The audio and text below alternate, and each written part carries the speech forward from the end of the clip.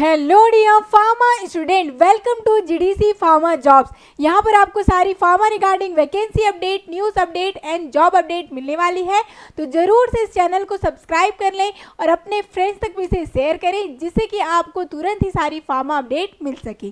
तो आज हम बहुत ही अच्छी एक जॉब के बारे में बात करने वाले हैं, जो कि है असिस्टेंट प्रोफेसर की जॉब, जो आई हुई है आचार्य नागार्जुना यूनिवर्सिटी में। अच्छी खासी पोस्ट आई है, टोटल 10 पोस्ट रहने वाली है असिस्टेंट प्रोफेसर लेवल की, और अच्छी खासी पे स्केल भी रहने वाली है। तो किस प्रकार आप अप्लाई करेंगे, क्या रहेगा लास्ट डेट, इन सारी चीज़ों के बारे में बात करेंगे इस वीडियो में। तो जैसे ही आप इस वेबसाइट में जाएंगे, मैं आपको डायरेक्टली यहाँ पर पीडीएफ का लिंक भी दे दूंगी। इस प्रकार से पीडीएफ आप ओपन कर सकते हैं। आचार्य नागार्जुना यूनिवर्सिटी से ये आई हुई है। आप देख पाएंगे recruitment notice for post of assistant professor. बहुत सारी वैकेंसी आई हुई है। हमें बात करना है किस वैकेंसी की, जो फार्मासिस्ट के लिए आई हो, फार्मेसी स्टूडेंट्स के लिए जो आई हो 10 पोस्ट यहाँ पर रहने वाली है। देख पाएंगे फार्मेसी की असिस्टेंट प्रोफेसर की 10 पोस्ट आई हुई है। तो क्या रहने वाला है क्वालिफिकेशन, इसके बारे में भी बात कर लेते हैं। यहाँ पर इस पीडीएफ का लिंक मैं आपको डिस्क्रिप्शन बॉक्स में दे दूंगी, वहां पर जाकर आप इसे डिटेल से स्टडी कर सकते हैं कि क्या कुछ और बचा हुआ है। ठीक है, देखिए तो अब सबसे पहले यदि हम लोग देख लें, यहाँ पर आपको वेबसाइट में लिंक नजर आ जाएगा। यहाँ पर लिंक जाकर इस पीडीएफ में लिंक दिया हुआ है, वहां पर भी जाकर आप डिटेल चेक कर सकती हैं। तो ये जो आपका पे स्केल है 11-10 का रहने वाला है। इट मीन्स बहुत अच्छा यहाँ पर पे स्केल रहने वाला है। 57,700 से लेकर 1,82,400 तक का पे स्केल रहने वाली है। ठीक है, इतनी अच्छी खासी पे स्केल दे रहे हैं। अब बात कर लेंगे हम लोग एलिजिबिलिटी के बारे में, और क्या क्या कुछ पूछा गया है। तो फार्मेसी के लिए हम लोग देखेंगे कि क्या एलिजिबिलिटी यहाँ पर मांगा गया है। ठीक है, इस पेज नंबर 26 में आप आएंगे तो आपको फार्मेसी के रिगार्डिंग जो नोटिफिकेशन है वो मिल जाएगा कि क्या है इनका क्वालिफिकेशन क्राइटेरिया। ओके, तो यहाँ पर देख पाएंगे नंबर ऑफ पोस्ट दिया गया है जो कि है 10, जो आपका फिर रेगुलर यहाँ SC ST की कैटेगरी वाइज भी यहाँ पर डिवाइड कर दी गई है, जिसको आप रीड कर लीजिए। ठीक है, अब देखते हैं क्या चीज़ें मांगी गई है। तो सबसे पहले फर्स्ट उनका बी फार्मा और एम फार्मा होना चाहिए रिकॉग्नाइज्ड यूनिवर्सिटी से, जहाँ पर PCI अप्रूवल होना चाहिए उस यूनिवर्सिटी का, वहाँ पर से इनका एम फार्मा कंप्लीट होना चाहिए। ठीक है, और जो स्टूडेंट फार्मा डी वाले होंगे, ठीक है, जिन्होंने फार्मा डी किया है वो भी एलिजिबल है pathophysiology, pharmacology and pharmacy practice subject के लिए।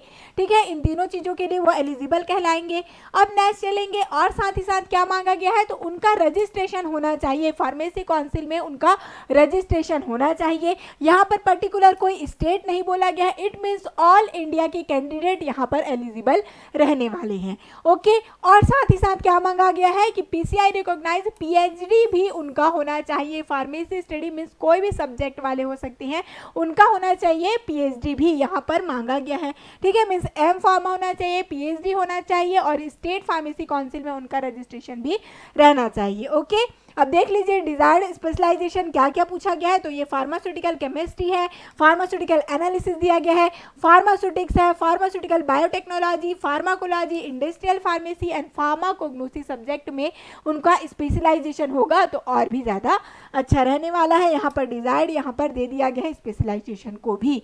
ठीक है, तो यहाँ पर आपको पता चल गया होगा कि क्या है क्वालिफिकेशन, मास्टर और PhD दोनों ही चीज़ें मांगी गई है। और नेक्स्ट देखते हैं यहाँ पर और क्या हमको क्या कुछ इंस्ट्रक्शन दिया गया है, इनके बारे में बात करेंगे। तो यहाँ पर देखिए बोला गया है instruction to the candidate for filling the application form. The candidate are requested to go through the requirement notification placed on the university website. ये यूनिवर्सिटी की वेबसाइट है, वहाँ पर जाकर जो नोटिफिकेशन है उसे आपको डिटेल से रीड आउट कर लेना है। ठीक है, applicant are required to apply online. Apply करना है आपको ऑनलाइन, जिसका लास्ट डेट भी दे दिया गया है। Online link will be available till 20 नवंबर तक। ठीक है, मतलब 20 नवंबर तक का आपको टाइम दिया गया है। तो अभी भी आपके पास अच्छी खासी टाइम है। आप वेबसाइट में जाकर इस लिंक के थ्रू आप क्या कर सकते हैं, वहाँ पर अप्लाई कर सकते हैं। याद रखिए लास्ट डेट है 20 नवंबर। ओके, उसके बाद क्या क्या रिक्वायरमेंट है, ये सारी चीज़ें आपको यहाँ पर PDF में ही जाकर आप यहाँ पर चेक कर सकते हैं। ठीक है, तो यहाँ पर देख सकते हैं अब अमाउंट क्या पे करना होगा जब आप एप्लीकेशन फॉर्म फिल करेंगे। तो जो EWS कैटेगरी के हैं, अनरिजर्व कैटेगरी वाले हैं, उनको यहाँ पर 2500 रुपीज़ यहाँ पर पे करना होगा, और जो SC ST कैटेगरी और PWD वाले होते हैं उनको यहाँ पर 2000 बस पे करना रहेगा। ठीक है, तो ये सारी चीज़ें आप देख लीजिएगा। नेक्स्ट चलेंगे और क्या कुछ यहाँ पर नोटिफिकेशन दिया गया है, तो इम्पॉर्टेंट इन्फॉर्मेशन को भी एक बार जरूर से रीड आउट कर लीजिएगा कि क्या यहाँ पर इम्पॉर्टेंट नोटिफिकेशन दे रहे हैं।